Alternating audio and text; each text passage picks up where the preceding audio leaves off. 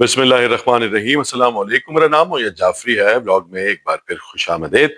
अगर आप पाकिस्तान तहरीक इंसाफ के वोटर या सपोर्टर हैं तो फिर आपके लिए एक बहुत अच्छी और बहुत बड़ी खबर है। और बहुत बड़ी खबर यह है कि वो मिशन जो इमरान खान के जेल में जाने के फौरन बाद शुरू हो जाना चाहिए था, और अगर वो शुरू हो चुका होता तो शायद इस वक्त इमरान खान जेल से बाहर होते, वो बिलाखिर शुरू हो गया है।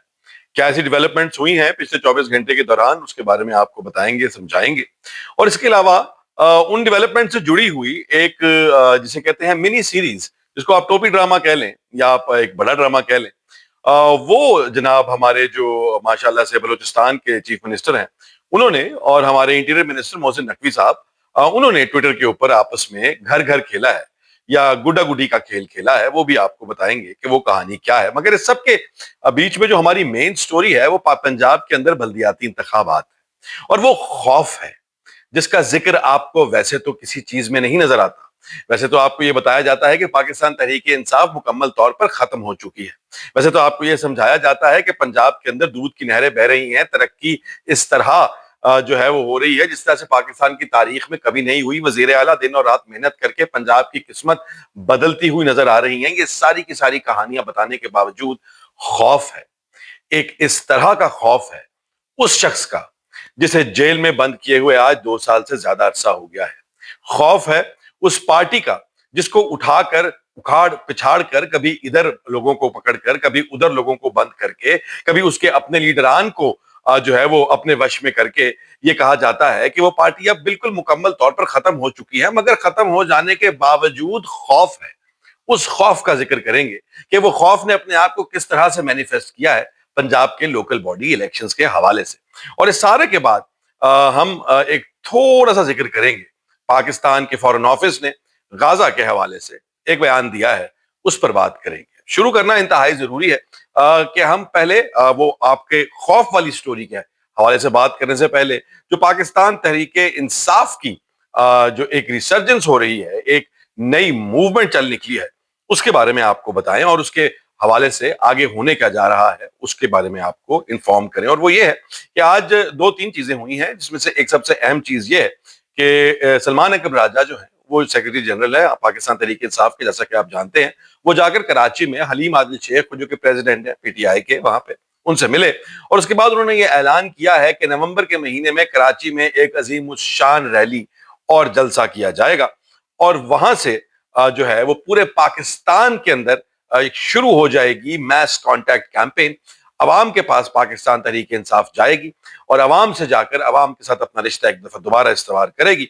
वो सारी की सारी कहानियां, वो सारी की सारी बातें, जहां पर आपको अलीमीन गंडापुर उन्हीं अवाम को उन्हीं के जज्बात को उभार कर बाद में उन्हीं के ऊपर ठंडा पानी फेंकते हुए नजर आते थे, शायद मामलात अब चूंकि उनके हाथ से निकल चुके हैं, और वो जिनके हाथ में थे उनके हाथ से भी निकल चुके हैं। तो अब मामलात जो हैं वो पूरे पाकिस्तान तक पाकिस्तान तहरीक इंसाफ ने रीच आउट करने का फैसला किया है। इसके अलावा पंजाब के अंदर भी जो पाकिस्तान तहरीक इंसाफ की लीडरशिप है उनकी भी आपस में हमारी सोर्सेज के मुताबिक कॉर्नर मीटिंग्स जो हैं और उनके आपस में राब्ते वक्त आने वाले वक्त के अंदर कुछ बड़ा करने के हवाले से होते हुए नजर आ रहे हैं। वो बड़ा क्या है उसके बारे में अभी बात करनी कबल अज वक्त होगी, मगर आपको आहिस्ता आहिस्ता साथ साथ मैं बताता रहूंगा। मगर यह है कि अब जो जिसे कहते हैं एक ऑर्गेनाइजेशन, एक रीग्रुपिंग ऑफ पॉलिटिकल पार्टी, वो पाकिस्तान तहरीक इंसाफ के अंदर नजर आती है। क्योंकि वो पार्टी जिस तरह से जिस अब मैं क्या कहूं, अल्फाज जो हैं वो गैर मुनासिब हैं, उनके साथ जो सब कुछ हुआ और वो जिस नहज पर पहुंची हुई थी, उस सब के बाद अब एक दफा फिर उसके जो बुनियादी बिल्डिंग ब्लॉक्स हैं वो जुड़ते हुए और खड़े होते हुए नजर आ रहे हैं। और ये सबसे बड़ी जिसे जिसे कहते हैं एक वार्निंग बेल है उन तमाम लोगों के लिए जो अपनी तरफ से हाथ पैर जो हाथ झाड़ झूड़ के पाकिस्तान तहरीक इंसाफ को अब एक माजी की दास्तान। मगर जैसा कि आप जानते हैं कि सोहेल अफरीदी ने इमरान खान की बात इमरान खान की मुलाकात के बगैर ही माननी शुरू कर दी है। और वो बातें क्योंकि इतनी को मुश्किल बातें तो थी नहीं जी, कि जिसको समझने के लिए, जिनको जानने के लिए, जिनके बारे में स्ट्रैटेजी बनाने के लिए कोई बहुत रॉकेट साइंस की जरूरत होती। और जहां तक इमरान खान की बात, इमरान खान के नजरिए की और इमरान खान के मिशन की बात है, उस हवाले से जाते जाते एक छोटा सा कमेंट करना चाहूंगा।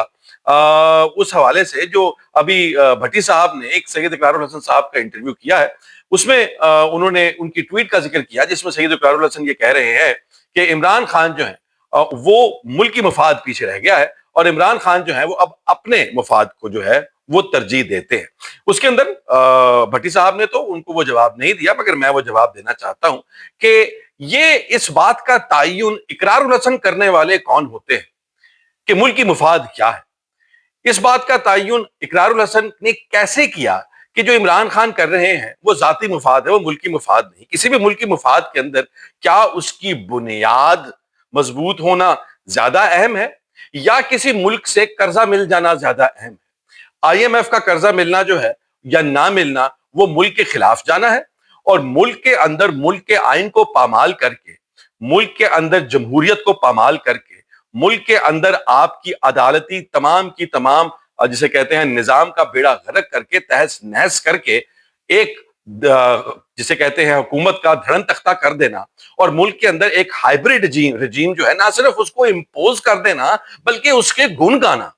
وہ ہائیبرڈ نظام جو کہ اس ملک کے آئین میں کہیں دور دور تک نہیں ہے، وہ ہائیبرڈ نظام جس کے اندر جو آئین کہتا ہے کہ یہ تمام کے تمام ادارے ایک دوسرے سے الگ رہیں گے، سیپریشن آف پاور رہے گی. اس نظام نے جس نے ہمیں 26ویں آئینی ترمیم دی اور سیپریشن آف پاور کو عدلیہ سے بھی ہٹا دیا، کیا وہ ریوائیو کرنا پاکستان کا مفاد ہے یا پھر یہ پاکستان کا مفاد ہے کہ ہمارے بارے میں خبریں کیا چھپ رہی ہیں، اور کیا پاکستان کے بارے میں سافٹ امیج جا رہا ہے، سب اچھے کی رپورٹ جا رہی ہے کہ نہیں جا رہی؟ یہ سوال پوچھا جانا چاہیے تھا اقرار الحسن سے. اگر coming back to the story, تو یہ کہانی جو ہے ریزریکشن آف پاکستان تحریک انصاف کی، وہ انہوں نے آفریدی صاحب نے کک آف کر دی ہے. انہوں نے جو ابھی ریسنٹ آپ کی آنکھوں کے سامنے متھا لگایا تھا پرسوں، وہ بختر بند گاڑیوں کے حوالے سے، اس کا ایک ٹوپی ڈرامہ ہوا. ٹوپی ڈرامہ یہ ہوا کہ انہوں نے آفریدی صاحب نے کہا تھا کہ یہ گاڑیاں جو ہیں یہ بالکل ٹھیک نہیں ہیں، یہ ٹوٹی پھوٹی ہیں، ان کی ریپیئر کی ضرورت ہے، یا پھر ہمیں کوئی بہتر جو ہے وفاق کو اگر اتنا ہی شوق ہے تو پھر وہ ٹھیک سامان بھیجے، ٹھیک اکوپمنٹ بھیجے تو پھر ہم اس کو منظور کریں گے. مگر وہ جو ہے اب اپنے منہ پر جب چپیڑ پڑی تو پھر محسن نقوی صاحب نے سوچا ہوگا کہ میری بات یہاں پر اور کون سنتا ہے. تو وہ ظاہری بات ہے، جیسا کہ آپ جانتے ہیں محسن نقوی صاحب زرداری صاحب کے بڑے عرصے سے بغل بچے رہے ہیں. تو زرداری صاحب کی جو پراکسی حکومت بلوچستان میں چل رہی ہے، وہاں سے چیف منسٹر بلوچستان نے کہا کہ بھئی اگر تو انہوں نے انکار کر دیا ہے وہ گاڑیاں لینے سے تو وہ گاڑیاں ہمیں دے دی جائیں. اور اس کے بعد جو ہے محسن نقوی صاحب نے فوراً اس ٹویٹ کا رپلائی کیا کہ جی ڈن، سمجھے. یہ تو اب آپ اور ماشاءاللہ اس ٹویٹ کے اندر جو ہے زبان کی اور لغت کی بھی غلطیاں ہیں، بٹ خیر اس کو چھوڑ دیا جائے. تو وہ آپس میں جناب ایک چوک میں وہ باتیں جو کہ ان کی آپس میں ہو چکی ہے، وہاں پر ایک ٹوپی ڈرامہ رچایا گیا. جبکہ حقیقت یہ ہے کہ محسن نقوی صاحب جو ہیں ان کی بھی اب وہ والی کہانی جو ہے کہ وہ ایک دندناتے ہوئے علی مین گنڈا پور ماشاءاللہ کے سر پہ KPK کے اندر بھی بدماشی کرتے نظر آتے تھے. اب وہ ان کے ہاتھ میں نہیں رہا اور وہ بھیگی بلی بن کے اب وہی لوگ کہتے ہیں نا کہ جی جب آپ کو ایک دروازہ بند آپ کے منہ پر کر دیا جاتا ہے تو پھر وہ لوگ جو آپ کے چماٹ ہوا کرتے ہیں آپ جا کر انہی سے پناہ مانگتے ہیں اور انہی سے اپنی بچی کچی جو عزت ہے اگر ہے تو وہ اس کو جو دوبارہ سے ٹھیک کرنے کی کوشش کرتے ہیں. مگر یہ ساری کہانیاں ایک طرف، اور دوسری جانب جو میں نے آپ کو کہا کہ خوف، وہ خوف کیا ہے کہ پنجاب کے اندر بلدیاتی انتخابات ہونے جانے. اب وہ بلدیاتی انتخابات جو ہے اس کے لیے جو فریم ورک سیٹ کیا جا رہا ہے. اب آ جاتے ہیں اس اہم معاملے کے بارے میں جو ہماری مین سٹوری ہے، اور وہ سٹوری ہے مریم نواز شریف صاحبہ کے حوالے سے. مگر وہ ان کے حوالے سے کیوں ہے، اس پر آپ کے ساتھ بات کرنی یہ ہے کہ پاکستان کے اندر جو پنجاب کا صوبہ ہے، جیسا کہ آپ جانتے ہیں سب سے زیادہ آبادی والا صوبہ ہے، اس وجہ سے یہاں پر سیٹ سب سے زیادہ ہے. یہاں پر اب بلدیاتی انتخابات جن کو ہم لوکل الیکشنز کہتے ہیں وہ ہونے جا رہے ہیں، اور ان کے لیے جو فریم ورک سیٹ کیا گیا ہے میں کہتا ہوں اس قدر خوبصورت اور اس قدر حسین وہ فریم ورک ہے.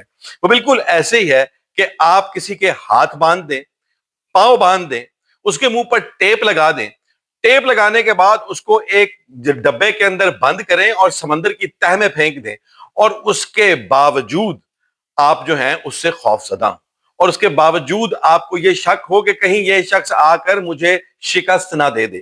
پاکستان تحریک انصاف سے جو خوف ہے وہ بھی اس طرح کا ہے جیسا کہ آپ کو میں نے پہلے شروع میں بتایا.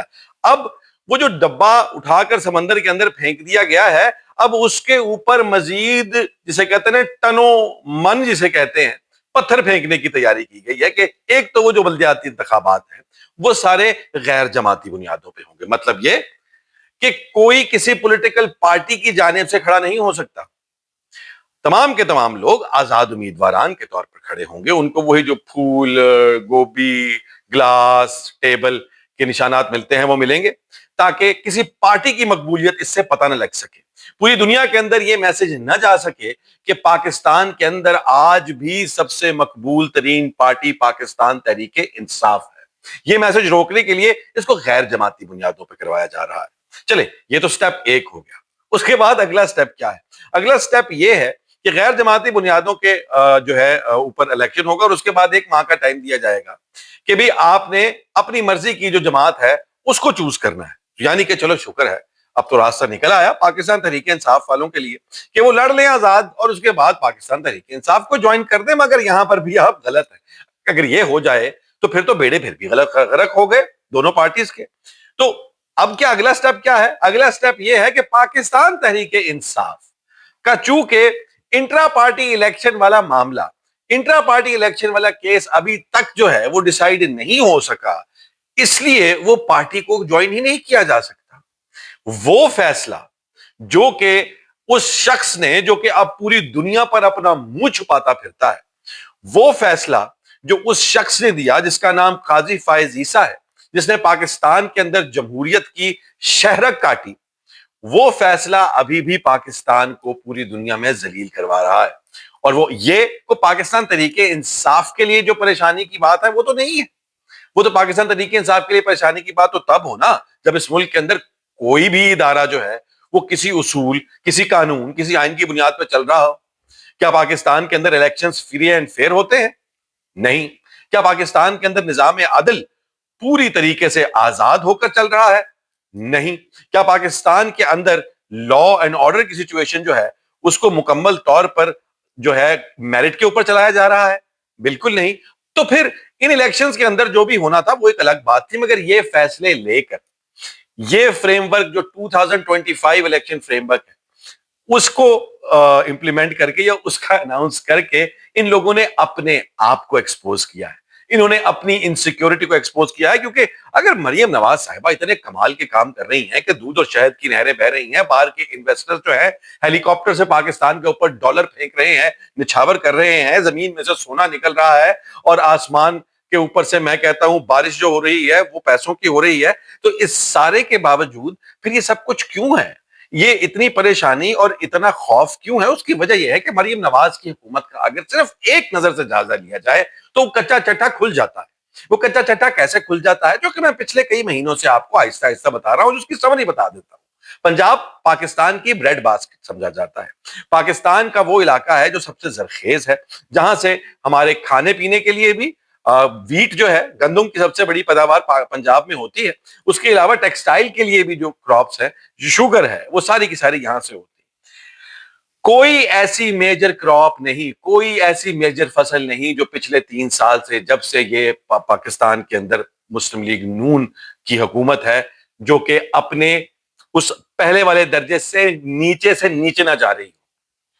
گندم کی پیداوار میں شدید کمی، کپاس کی پیداوار میں شدید کمی، گنے کی پیداوار میں شدید کمی، مکئی کی پیداوار میں شدید کمی۔ آپ کی جو ایگریکلچر ہے اس کا تو میڈم نے پٹھا بٹھا دیا۔ وہ پٹھا تو بٹھایا ہی بٹھایا، اس کے بعد جو ایگریکلچر کرنے والے لوگ ہیں، جو کسان ہیں، ان کا جو پچھلے سال حال ہوا، لوگوں نے چھوٹے چھوٹے بیچارے جو کہ ہاری مزدور، جو کہ رینٹ پر لے کر کام کرتے ہیں، یا جو چھوٹا مزدور، چھوٹا کسان، بڑا کسان، وہ سارے کے سارے سر پکڑ کر رو رہے تھے، کیونکہ میڈم نے پہلے کہا کہ جی کوئی فکس پرائس نہیں ہوگی، اوپن مارکیٹ ہے، آپ کا جہاں دل کرتا ہے بیچے، حکومت آپ سے خریدے گی اوپن ریٹ پر۔ مگر جب وہ بات ہاتھ سے نکل گئی تو پھر گھبراہٹ کے اندر بارڈروں کے اوپر سیکیورٹی لگا دی گئی کہ پنجاب سے باہر نہ جائیے یہ گندم، اور اس کے بعد جو سب کچھ ہوا وہ ہماری آنکھوں کے سامنے ہے۔ اب پھر فکس پرائس لگا دی ہے 35 کی، میرے خیال ہے 3500 اب کہہ رہی ہیں کہ جی پر من جو ہے ہم خریدیں گے، مگر وہ ساری کی ساری کہانی سے کوئی فائدہ نہیں ہو رہا۔ ایک تو چلو ایگریکلچر ہو گیا، دوسری جانب اگر آپ آ جائیں تو گورننس کے حوالے سے بات کر لیتے ہیں۔ ان کی سی سی ڈی کی تعریفیں اور حقیقت جو آپ کو کل بھی بتائی کہ اسی حکومت، مریم نواز حکومت کے دور میں کرائم میں اضافہ ہوا ہے، اور اس کرائم میں اضافے کی وجہ کیا ہے؟ اس کرائم میں اضافے کی وجہ وہ خود ہے۔ اس کے اندر آپ کے حکومت کی پالیسیاں ہیں، جہاں پر اس وقت ٹماٹر 600 روپے کلو بک رہا ہے، جہاں پر اس وقت پھل فروٹ کا یہ حال ہے کہ غریب اپنے بچے کو اس فروٹ کی تصویر دکھا تو سکتا ہے، بلکہ اس کے ساتھ تصویر کھنچوا لے، وہ زیادہ بہتر ہے کہ دکان پہ جا کے تصویر کھنچوا لے، اور تاکہ آئندہ آنے والی نسلوں کو پتہ لگے کہ یار ہمارے ملک میں بھی سیب ہوا کرتا تھا اور ہمارے میں یہ طاقت تھی کہ ہم وہ فروٹ خرید سکتے تھے. کیونکہ وہ بھی اب عام آدمی، غریب آدمی کو تو چھوڑ دے، وہ اب متوسط طبقے کے ہاتھ سے بھی باہر نکل گیا ہے. اور اس ساری فوڈ انفلیشن کے دوران ماشاءاللہ جو آپ کی بیوروکریٹک سچویشن ہے وہ یہ ہے کہ آپ کے پروجیکٹس جو ہے وہ انتہائی سست روی کا شکار ہے. تو کسی ایسے پیرامیٹرز پہ ایک پیرامیٹر ایسا ہے جس کے اوپر محترمہ نے بہت زیادہ تیزی سے کام کیا ہے، اور وہ ہے ایک انتہائی بھونڈی، ایک انتہائی انفیکٹو، امیچور اور مزاح کا خیز کارٹونش سوشل میڈیا کیمپین جو کہ وہ پہلے سے کرنا چاہتی تھی اور ان کو لگتا تھا کہ یہی گورننس ہوا کرتی ہے، وہ چل رہی ہے. اس کا فائدہ یہ ہوا ہے کہ اب ڈی سیز، اے سیز، جسے کہتے ہیں اسپتالوں کے ایم ایس، سکولز کے پرنسپلز، سیکٹریز، ڈیپٹی سیکٹریز، وہ بھی سارے ٹک ٹاکس ہی بناتے ہیں کیونکہ پرفارمنس میٹرکس ہی ہے. اور اس سارے کے نتیجے میں چونکہ ان کو اندر سے پتا ہے کہ لوگ ابھی بھی ہمارے ساتھ نہیں، اس لیے یہ ساری کی ساری کہانی کی گئی ہے. اور یہ الیکشنز جو ہیں، اس کو اس سے بڑی پری پول ریگنگ ہو ہی نہیں سکتی کہ آپ نے ایک پارٹی کو الیکشن سے ہی باہر کر دیا ہے. خیر، تو یہ وہ خوف ہے اس شخص کا، اس شخص کی پارٹی کا، کہ جس شخص کو آپ نے جیل میں بند کیا ہوا ہے اور جس کی پارٹی کو اپنی طرف سے آپ نے ختم کر دیا، اور آپ اپنے منہ سے کہتے ہیں کہ اس کی مقبولیت عوام میں، جوانوں میں ختم ہو چکی ہے. اب بات کر لیتے ہیں تھوڑی سی، بھتیجی کی بات ہوگی، چچا کی بات جاتے جاتے کر لیتے ہیں، جن کی حکومت نے غازہ پیس کے اوپر بہت بہت بڑی جسے کہتے ہیں ایک دوسرے کو مبارکبادیں دی، اور آج شرمندگی کے ساتھ، بے شرمی کے ساتھ، بے غیرتی کے ساتھ اسی ملک کے آج کے فورن آفس کو اسرائیل کی مذمت کرنی پڑی کہ وہ غازہ پیس ڈیل کو جو ہے وہ آنر نہیں کر رہا اور فلسطینیوں کو مارتا چلا جا رہا ہے. جب اس ڈیل کے بارے میں بات ہو رہی تھی، جب اس ڈیل کے اوپر سائن کرنے کے بارے میں بات ہو رہی تھی، تب میں نے آپ کو کہا تھا کہ یہ پیس ڈیل نہیں، یہ وار ڈیل ہے. کہاں پر گئی اس ڈیل کی وہ والی لائن جہاں پر آپ نے اسلامی کنٹریز کی، گلف کنٹریز کی ایک سیکیورٹی فورس جو تھی، international security force I S F, وہاں پر لگانی تھی؟ وہ آئی ایس ایف اس لیے نہیں لگانی تھی کہ وہ اسرائیل کو معاذ اللہ روک لیتی. لا حول ولا قوت الا باللہ. جو شخص ٹرمپ کے ساتھ کھڑے ہو کر اس کو سلیوٹ کرتا ہے، وہ اس کے اسرائیل کی فوج کے خلاف اپنی فوج کھڑی کرے گا؟ ایسا کبھی بھی نہیں ہو سکتا. وہ حماس کو، فلسطینیوں کو مارنے کے لیے یا ان کو روکنے کے لیے کھڑی ہونی تھی، مگر اتنی بھی عزت نہیں ملی اور وہ فورس وہاں پر نظر نہیں آتی اب، اور فلسطینی اسی طرح سے مر رہے ہیں اور آپ صرف مذمت کر رہے ہیں. البتہ آپ نے ان کا مفاد، ان کی زندگی، ان کا خون، ان کے شہیدوں کا لہو اور وہاں پر انصاف جس طرح سے بیچا ہے، اور اس سے جو کچھ کمایا ہے وہ جب آپ کو ملے گا تب پتہ لگے گا.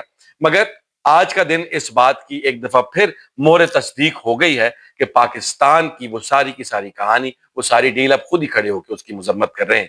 آئندہ آنے والے دنوں میں یہ مزید ان کے منہ پر اڑ کر واپس آ کر لگے گی. کل آپ کو اس باتوں پر مزید اپڈیٹ کریں گے. خیال رکھیے گا. اللہ حافظ.